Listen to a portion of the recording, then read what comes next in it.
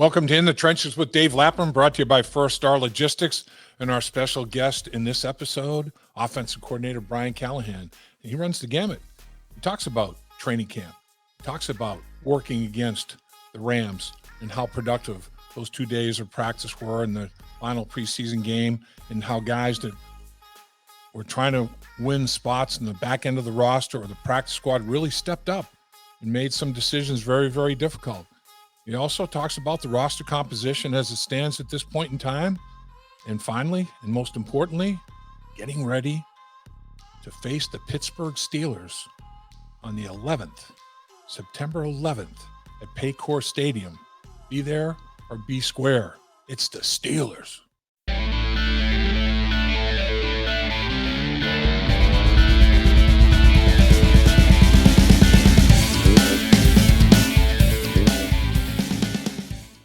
Thanks very much for joining us in the Trenches with Dave Lapham, brought to you by First Star Logistics. Very special guest today as the Bengals are formulating their roster, 4 o'clock today.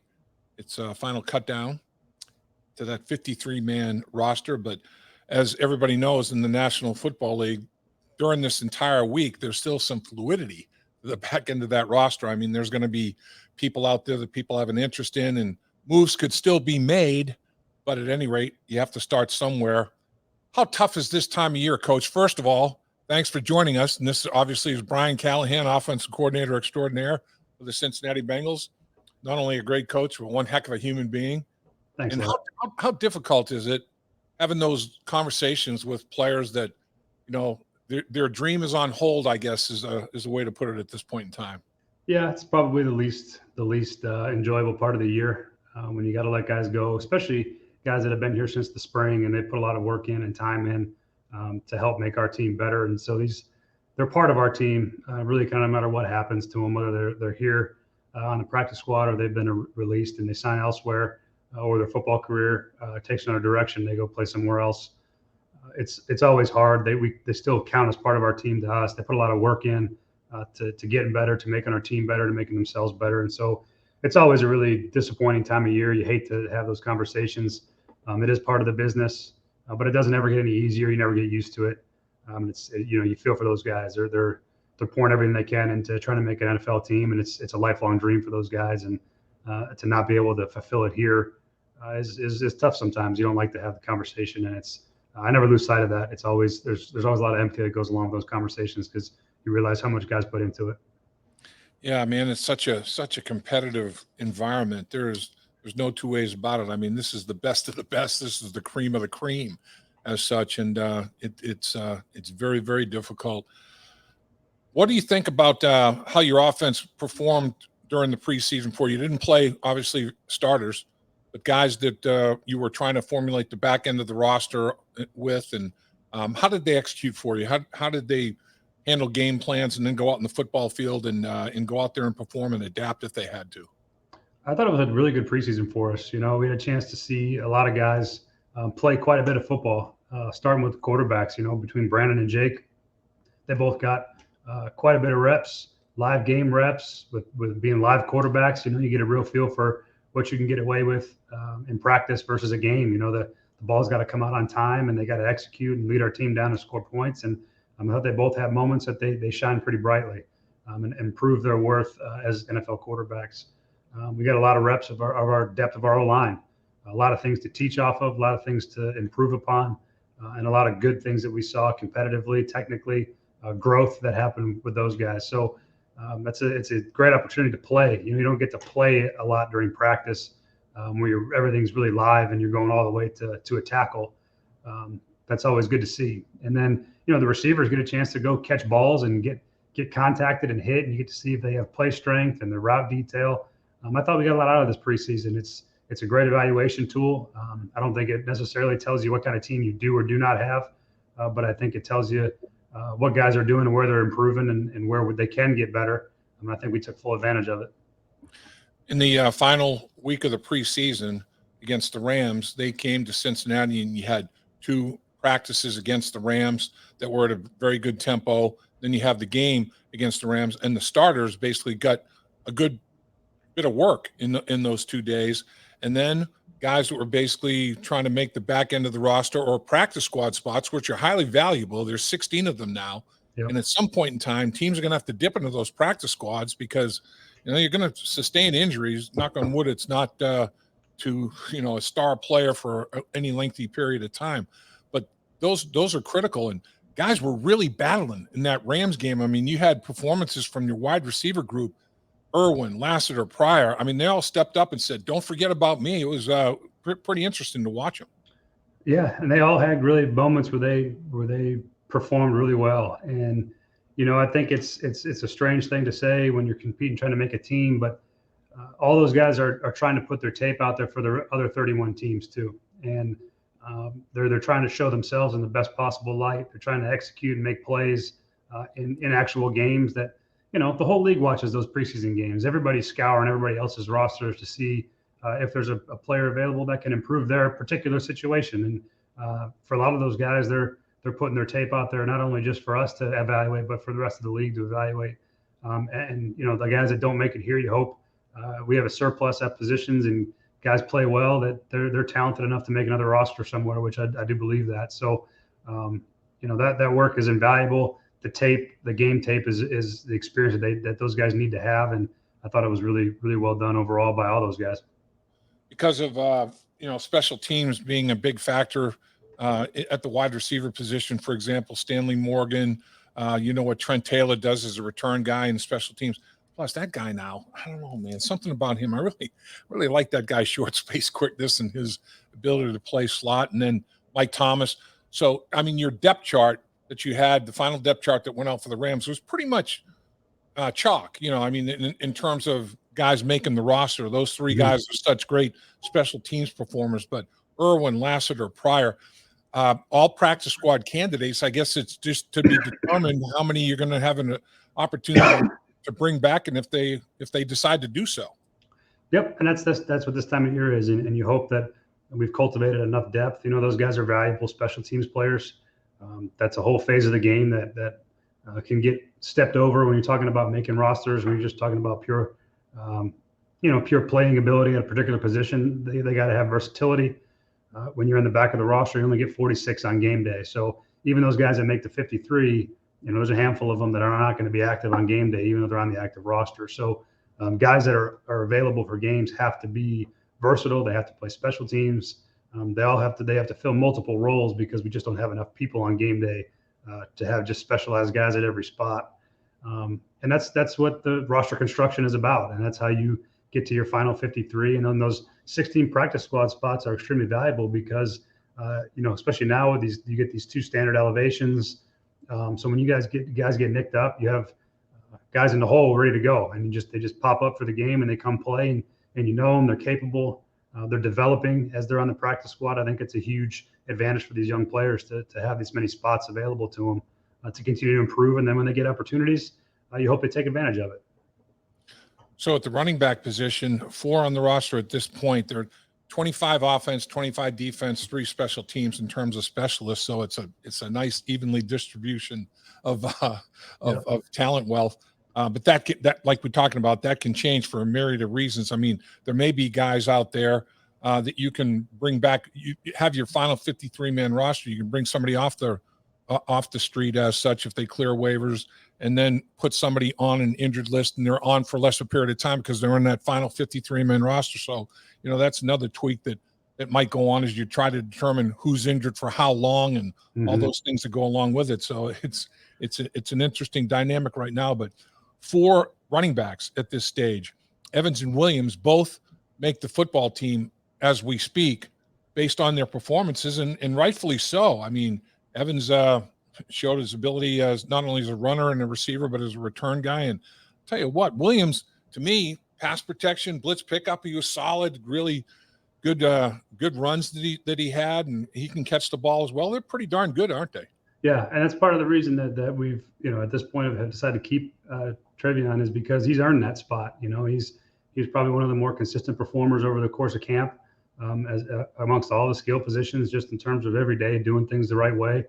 He's a good ball carrier. He's improved tremendously in protection, and he's earned opportunities. And when he's had opportunities, he's played well. And I think that's an important thing. He's a homegrown player for us, a guy that we've drafted. We've invested a lot of time and resources in to see him improve, and he really has. He's matured. He's grown. Really proud of what he's done and where he's at right now. He's earned himself at least to be in consideration for that spot, and as a ball carrier as well. I think he's proven he can do it. So your quarterback, Joe Burrow, made it. Big shock there. Brandon Allen makes the football team. Jake Browning, though, I mean, he had a heck of a performance against the Rams, 19 to 24, 173 yards and a touchdown. And the touchdown drive, I mean, 10 for 12, or 63 yards passing and a touchdown. And then he had to run for 12 more yards. It was the Jake Browning drive. Is he a practice squad candidate at this point? Absolutely. And I think Jake has got the ability to compete, in the future as a backup quarterback in this league. He's proven to me that he can do it. He's proven to our organization that he's capable. He throws the ball well. He's really intelligent. I thought his growth from the spring through the preseason, I think he's one of the guys that benefited from being able to play as much as he did, and be able to show on tape that he's a capable player at the position. And his intelligence is off the charts. He's probably a guy that'll be coaching at some point in his future. But he performed well, and that's all you can ask for as a quarterback, especially if you're the third guy. He got pushed in because of Joe's appendix into a bunch more reps than he probably would have originally gotten, and he took advantage of it. And he played well, and he did things the way that you want the quarterback to operate in our system. And so they both competed really hard. I think it brought out the best of him and Brandon. And I think that Jake's he's still got a future as an NFL quarterback. So your offensive line, that was the big scenario here in terms of a change. 80% of the offensive line is different from a starting position standpoint. Jonah Williams, Cordell Volson at left guard, Karras at center, Alex Kappa, Collins, LC at right tackle. And then it's pretty much chalk from a backup standpoint too, or your other linemen that you're going to have that may have to play for you. Jackson Carman, Deontay Smith, Trey Hill, Hakeem Adeniji, Isaiah Prince has got that bicep issue. But your depth chart for the Rams game, it's pretty much chalk. Nobody disrupted any of that, correct? No, it's going to stay. Those guys are the guys that we were counting on to be our starters and to be our depth pieces and quality backups that as we all know, are likely to have to play at some point over the course of the season. And they did a nice job. And I thought, Deontay had really, really great stretches of practice. He got nicked up early and he's come back. And I thought he had a really good stretch of practices against the Rams. I thought his game performance has been solid. He's had some up and down moments in the games, but I think his practice performance, which is the side that we get to see that no one else really does, that's a huge part of the evaluation too. We don't just leave it to the games only. It's the practice, it's the meetings, it's all those other things. It's a holistic picture that he's done a nice job. And same with Hakeem. Hakeem's moved positions a little bit. He moved from guard back out to tackle. His key is always going to be his versatility, and he did a nice job picking up the slack at tackle and then really kind of settling in that last preseason game. So Trey Hill I think had a very nice camp for a swing interior player, a guy who can play center and both guards. He's been good and very, very pleased with his progress. So guys that we're counting on, Isaiah obviously got hurt, but he's played a lot of football for us too. And you got to have depth there, and you got to have guys that have some experience, and they got to keep improving. And that's the name of the game for those guys to keep getting better. The tight end position is another one where it was competitive. There's some questions there. Hayden Hurst, obvious Drew Sample, saw him running sprints before the Rams game out there in the field. That was good to see him doing that. So, figuring a couple of weeks down the road against the Steelers, he should make that dance hopefully. And then on the depth chart, the chalk, Mitchell Wilcox was the number one guy in that third group of guys. Justin Rigg had a pretty strong camp as well. You've seen Thaddeus Moss perform. So where are you? How many tight ends at this point in time? And what are you thinking? If there's somebody out there on the waiver wire, is that a possibility as well? Yeah, just because of the injuries, Mitch has missed quite a bit of camp. And I was really actually excited to see what he was going to do in the games. He's had a good spring and a good camp up until he got hurt. He really kind of grown and matured and come along quite a bit. I was really happy with Mitch. And then, Drew's injury is hopefully he'll be back for the opener, but you never know with those things. And so depth is always critical. Having guys that are available is important. But yeah, there's a chance that there's guys out there in the world that would fit us. And if there is, I'm sure that Duke and his staff will be all over it. But I do think that Thad Moss had a really good camp. Thad's very reliable. He's tough. He's smart. He's consistent. For all the lack in measurables, he has all those things in spades. And I thought he did a nice job with his opportunity. And Justin Rigg, I think, fits your traditional blocking wide tight end. And it's hard to play tight end in this league, especially as a rookie. And I thought he stepped in. He showed some toughness and physicality in the blocking game. That's a skill set that it's hard to find these days. I think as you look around the league, everyone's looking for tight ends. And so kind of a nice surprise by Rigg, how he came along over the course of training camp. And, he's got a chance to be a good developmental player. So you think there's a chance that even a couple of tight ends might be practice squad candidates, a couple of offensive linemen might be practice squad candidates, a couple of wide receivers? I mean, guys showed enough to we may not be on our 53 or, like you said, active 46 game day roster, but we still want to develop them and see what they turn into. And practice squad's a great way to do that. Absolutely. There's guys at the receiver position that we feel really good about their developmental projection. The tight ends, we're going to have to keep a few in the practice squad just because of the injuries. You're always a little bit leery when you got multiple guys dinged up, and up front on the offensive line as well. There's, you're always dealing with injuries up front. That's always going to be the case just because of the nature of the position. So the more depth you have, the more guys you have working, they're in your system, they're in your meetings, they're hearing your terminology, they're hearing your techniques. And now you got a bunch of guys obviously have invested, some guys multiple years, some guys, it's been a spring and a training camp, but it's still a lot of reps and a lot of time invested into the players that we think can potentially help us at some point this year. So the opener still 2 weeks away against the Pittsburgh Steelers.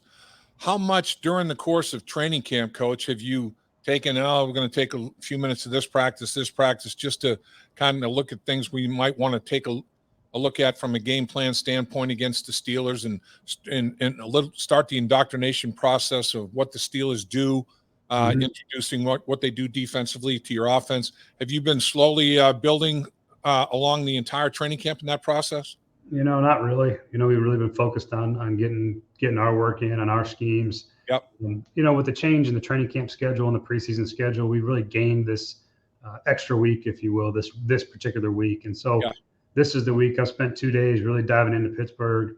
We'll have some introduction to Pittsburgh this week as far as some practice periods devoted to them specifically. It's good because they're a division opponent. We're familiar. If they got a new coordinator, there's going to be some changes, I'm sure, to some degree. What those are, we'll find out week one. I think we won't really know much before then, but we'll take this week and introduce it. You don't want to burn guys out either. You end up preparing for one game for so long that it can get monotonous, and you try to do too much. And so you just do a little bit, give them a taste, get them acclimated, talk about the personnel, maybe get a little bit of a structure against our scheme against their structure in a limited fashion. And you come back on the game week and try to get in that regular season rhythm that you have for 17 weeks. And so there'll be a slight introduction, and we got more time now. So back in the day, you might take a week or two or a practice or two during the middle of training camp and do that. But with this extra week of time, you don't need to do that as much anymore. There were a little bit of an oddity last year from a defensive standpoint. They finished dead last in the NFL, giving up like 143 yards rushing a game, 5 yards a carry, both dead last in the league. Yet they lead the NFL in sacks 5 straight years now with 50 quarterback sacks. So usually it's like, you can't stop the run. How the heck are you going to rush the passer? But they kind of disproved that theory. They're so great up front with their pass rush. So TJ Watt, Cameron Hayward, I mean, they're a problem, aren't they? Yeah, I mean that's the strength of that's who the Pittsburgh Steelers have been for a long time now, and that's a pretty dominant physical defensive front. TJ is as good an NFL player on defense in the league at any position. That Highsmith has come on and played well for him last year. They got good interior players. Cam Hayward obviously is going to be one of the better defensive tackles to ever play a game. Our friend Larry Ogunjobi's there. We get to see Larry again. Larry's been a really productive player. They got a good front. They signed Miles Jack. I think they improved their linebacking core between Miles Jack and Spillane and Bush. Those guys are 3 really good players that can run and hit and cover. And then obviously you got Minka in the back end, and Edmonds was a first-round pick. I mean, they got good players across their defense, and so they're not to be taken lightly by any stretch. I mean, they're very capable of being a dominant defense, and they have been. And especially stretches even last year, they kick people down pretty good. we played well against them, and I'm sure that they're going to be rip raring and ready to go come play us here. So there's no love lost there, obviously, and I'm sure they didn't take too kindly to the 2 games that we put on them last year, and they'll be looking to punch us right back in the mouth, I'm sure. So that's just the way it goes in this division. But they're good. They're really talented. Yeah, you're right. They probably have some blood in the eye after the last 2 games last year against the Pittsburgh Steelers. Opening with a division opponent, albeit at home, it's not on the road. But what do you think about that? Nothing you can do about it, but do you think it's getting players' attention right away? I mean, we're talking Pittsburgh Steelers, so openers you never take real lightly anyway, but an opener against the Pittsburgh Steelers, everybody's probably like sitting up pretty straight in their seats and paying full attention, and this is some serious stuff here. Well, it's a divisional game right out the gates, and we all know that the key to winning the Super Bowl is getting into the playoffs. You got to get in the dance first, and the way you get into that is you got to win your division, and you don't leave it up to chance, and you don't leave it up to other teams, and you take full control of it. And by winning your division, you control whether or not you get in the playoffs. And so it's a really critical game for us. It's a home division game that we try to own those. We don't want anybody to come in our place and be able to win, and certainly don't want to give up a division game at home. And so it's a huge start to the season. It gets you off, first of all, 1-0. Second of all, 1-0 in your division. Those are huge things as the season trugs along, as those division wins, and we got to get as many of those as we can. Like we mentioned, 80% of the offensive line, 4 out of the 5, will have new starters in this opener against the Pittsburgh Steelers. Your 3 wide receivers, in my mind, as good a threesome as there is in the entire National Football League. I would agree. And then at the tight end position, you have a new face in Hayden Hurst. Tell us what kind of a training camp Hayden Hurst had. He's been really good. With Drew's injury, he had a lot more opportunities to kind of work on the nitty-gritty parts of playing tight end. He was involved a lot in the run game, probably much more in practice than we would ever prefer initially use him over the course of the season as a blocking wide tight end, the way that we used Drew. But it was really good for him to technically get that work in, to bang around a little bit in there, because we know his skill set is in the pass game. He's got legit speed. He's got a really good catch radius, and he's got good size for that position. And so guys want to focus all their energy on trying to keep our receivers in check, then that's going to open up opportunities underneath against linebackers, safeties, in zone coverage for that matter, where he can turn and burn pretty quick and take a 5-yard completion and turn it in the 15 really fast. And so I've been really pleased with his performance. He's integrated well into the group. I think the guys love playing with him. He's got a great demeanor about him. He's tough. He's hard-nosed. He's great for us. I'm excited to see what he can do. Yeah, when I watch him run routes, he's a pretty precise route runner. He gets in and out of cuts pretty darn well. And, I'm looking at the 3 receiver core and Joe Mixon at running back, and what are you going to do defensively? I just have a sneaky suspicion that Hayden Hurst he's going to put up some numbers against some people, and it's going to all of a sudden it's going to be like, wow, this is pretty interesting right here. It is. On a week-to-week basis, it's you're going to have some fun deciding, how to package people and do different things with people. It seems like, too, you've got so much intelligence in that group that you can line him up in a lot of different places. It's not like he has to line up here. This is the only thing that he can do. We can't overwhelm him mentally. We can put guys in motion. You do a lot of things. Is that a factor with your skill position players as well, that they're almost positionless in terms of being able to adapt to everything mentally? Yeah, and those are the type of guys we're always looking for, and you don't always find them. They're not all like that. We've just been really fortunate that the 3 guys that we have that play for us in 11 personnel are very, very football smart, great feel for how to play the game and what's asked of them. And so it gives us limitless ability to do whatever we feel like we want to do with them, because they can adapt and adjust, and they remember, and they understand how we're trying to attack people. I think that's part of the benefit of continuity. A lot of these TB's been in the system for 4 years. Joe Mixon's been in the system for 4 years. This is T's 3rd year. It's Joe's 3rd year. We got guys that have experience and banked reps. And so they very rarely now have to worry about, what does this mean? Or what's this play? They know what it all means. Now they get to go play fast and worry about technique and worry about all the different ways we can use them, as opposed to just trying to know what to do. They're way past that stage. And I think that helps your versatility and being able to move guys around. Yeah, we talked about 5 new starters. but 6 return. And those 6 guys, like you said, have been in the system. The head coach and coordinators with this organization been together for this, for these number of years. The players have been, and the good news is they've been in that system they're young. I mean, they're still in the prime of their career. It's their first 3 years in the league, or their first 4 years, whatever. That's all they've been exposed to. And how good is that? I mean, how good a situation is that where you can just, you got this nice foundation, you can just start building floors, right?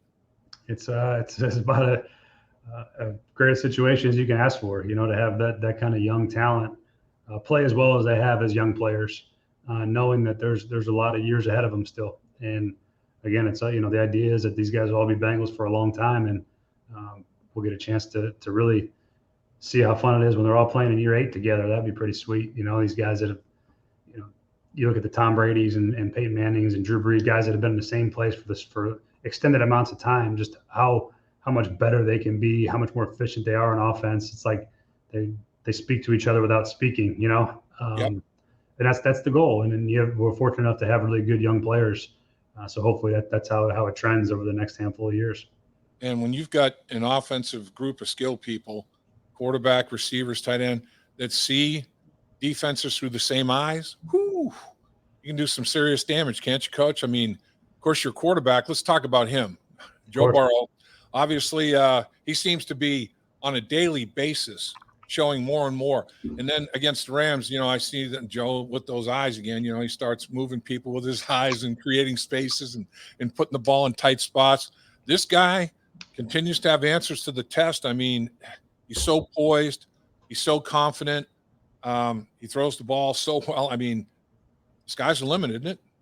Yeah. I mean, he's just starting to scratch the surface of how good of a player he can be. And that's probably sounds like a strange thing, but you start banking the experience against all these defensive coordinators, all these defensive structures. And at some point you reach a spot in your career where you've seen all the different things people can do. And so your answers to the test in your mind are so much easier come game day. And now you got a crew of guys that they've all been working together, talking together, seeing the defenses the same, making adjustments the same way. That's how you become a really dynamic offense and a really explosive offense is, all those guys being on the same page all the time with the leverages they're facing, the structure they're seeing. And then obviously Joe, he's got unbelievable natural talent as an accurate passer and a rhythm passer. He throws with great anticipation and he rarely ever misses. And that's a pretty awesome trait to have as a quarterback. The thing I've noticed too is the communication, the lines of communication with Joe and his teammates, Joe and the coaches to Joe and coaches to teammates. It is wide open, and everybody values everybody else's opinions on things. And man, when you have that going, as a former player, I am buying in, man. I mean, I'm sold, because wow, they're actually listening to me, and I might have something that I think is important, and they're listening to it, and they're valuing that. That's huge. You guys have done an unbelievable job of that, I think. That's to be commended, no doubt about it. Thank you. I mean, I think that starts, that's been Zach's MO since he got here. And we've harped on that as part of what it means to be a part of this organization is that the communication is always going to be the most critical. It's verbal communication, it's nonverbal communication, and it's the willingness to communicate, which I think sometimes is easier said than done. But we've fostered an environment, I think, where guys are very comfortable telling you what they think, what their opinions are.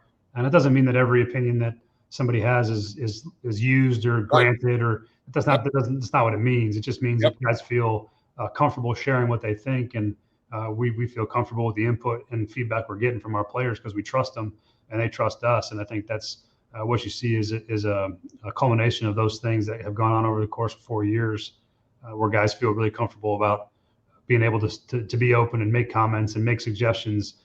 And on the coaching side too, we feel like we can trust those guys and listen to them because they're the ones out there doing it. And if a guy comes to the sideline and says, "Hey, give me this route, I'm going to get open," well, chances are you're probably going to get open if we give you that route. So it's a good give and take. It's the way that I think a good team should operate. And a lot of credit goes to Zach for starting that from the time he first got here and really fostering an environment that lends itself to that. Nothing better than everybody individually and collectively taking ownership. And you mentioned the word trust. bunch of times there.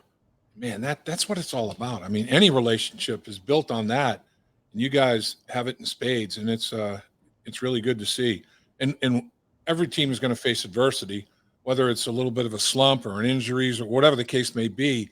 When you have that type of thing, though, that big intangible of trust and ownership and belief in what doing collectively and individually, I mean, man, that stuff gets you through the dark times for sure. I think that's the only way that's the difference between good teams and teams that aren't quite good enough in this league is if you got those intangibles working at your back, then you can withstand a lot of things. You can weather storms a lot easier with that environment and that mindset and that trust. And if you don't have it, it tends to fracture your team a little bit, and it's harder to get through those times. And I think we're very fortunate that that's the kind of guys we have, the character we have in our team, and that's makes the difference. I think from being a team on the bubble to a team that really can compete for a championship.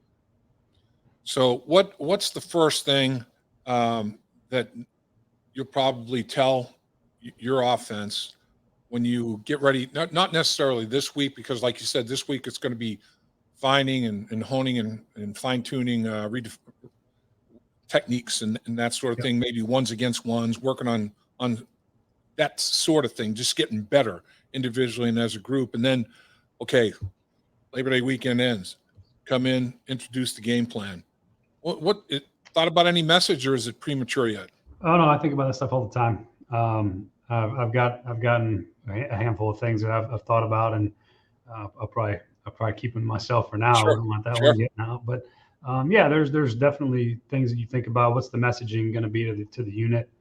Zach obviously takes a holistic approach with the team, but specifically to us, what is our messaging for the start of the season? And one of the things that you're going to have to deal with now, it's going to be different than it was before, is everyone's looking to knock our ass off. It is a little bit different when you got that underdog mentality, and I still think we have an underdog mentality around here because people act like we didn't win the AFC and go to the Super Bowl, which is a little bit surprising occasionally. But you use those things to motivate you. But at the end of the day, no one's surprised at our ability to win games.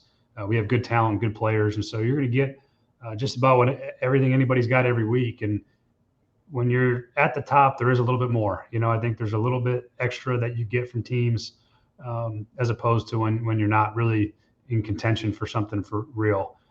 So you got to deal with that. You're going to get whatever that little extra is, whether it's a couple more blitzes or a little bit more intensity, and the crowds are going to be a little more hostile. Whatever that is, that's part of trying to defend the title. And we're trying to defend the AFC title and get a chance to go back to the Super Bowl and finish it off. So that's all part of the messaging. It's just you have to have a different approach this year than you did last year.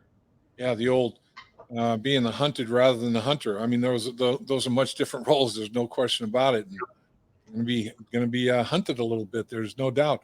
Yep. The other thing that's interesting to me is when the Rams came to town, and Rams have some great players. Cooper Kupp, Ramsey, Aaron Donald first and foremost. And I'm watching these guys, and I'm like, man, he's got some really good players. And then I hear, members of the broadcast team for the Rams and coaches talking, and it's like, man, they got Burrow, they got some really good players. You start to take your own for granted a little bit because you see them all the time. And when you don't see other guys, it's like, oh boy, but man, I'm telling you, we got some really good players here in Cincinnati, don't we, Coach? Yeah, you don't have to tell me that. I'm fully aware of the talent level that we have, and that's with that comes expectation. Yep. And we still have to go out there and do it, and guys still got to play.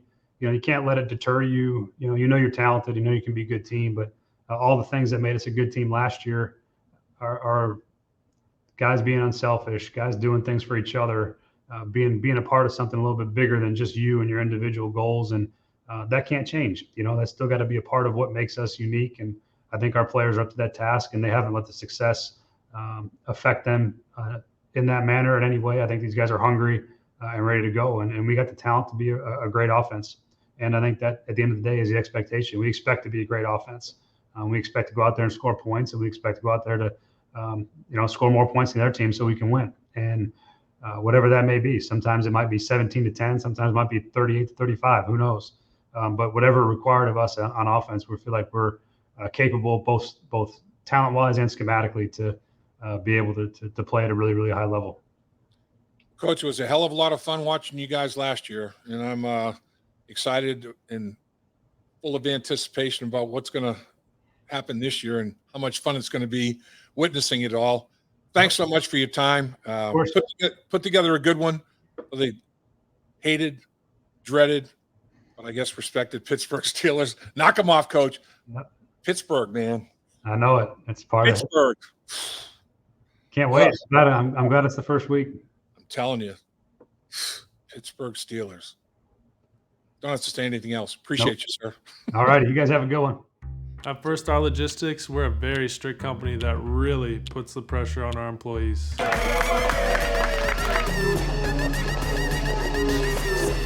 Breaks? What are those? That's what I'm talking about, Icky. Get the body right, then the mind's right. You know, gotta get that body right. That's right. Yes, sir. Become a star with a chance to earn the highest commission percentages in the industry as a freight broker agent. Check out firststarlogistics.com.